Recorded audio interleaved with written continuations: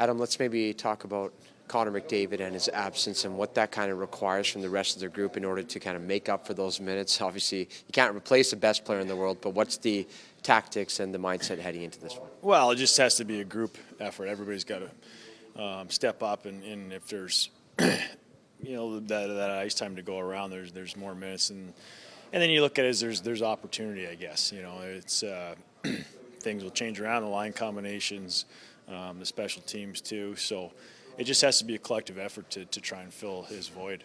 What areas of the game do you feel like your team could polish up a little bit more to get to that level that we know you're capable of? Yeah, I mean, I think, again, it just comes down to details, in working within those details where we can be better. And it's, being tight defensively, being smart, taking away time and space, that sort of thing. And then just being a five-man unit up and down the ice, I think, is key. So I think we can turn some good defensive play into offense, and hopefully we can get off to a good start tonight. It'll be key against these guys here in their building, and a tough matchup, but one we're up to.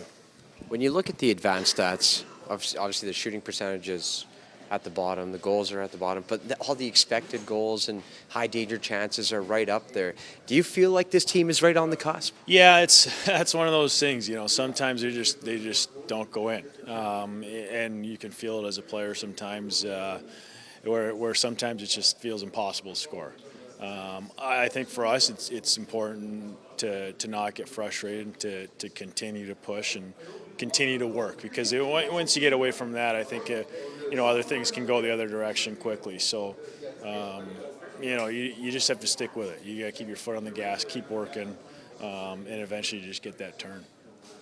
For lack of a better term, how do you guys support one another when it is something frustrating like that? Like the goals aren't coming yet, but you know that they are right there. And how do you kind of come alongside one another to make sure we're going to get there? Yeah, you know what? Sometimes that's hard, because when it's not going and somebody next to you tells you, hey, just keep, it can almost be more frustrating at times. So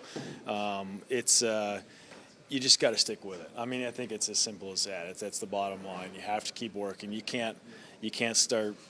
Once us athletes start thinking, things get more dangerous. So it's just one of those things. You have to work through it, and you have to stick with it. You have to stick with the details. Continue to play the right way, and it will turn. And we've all been through stretches like that before, because once you start thinking, okay, I got to change my game, things suddenly just go the opposite way, even worse. So you just got to stick with it, keep working, keep hitting the details, keep that work ethic high, and you go from there.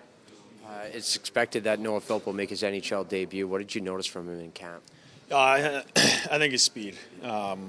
His speed, his presence. I think he does a good job out there, just playing his game. He was noticeable certainly through training camp and in the games. So it's always exciting when somebody has their debut.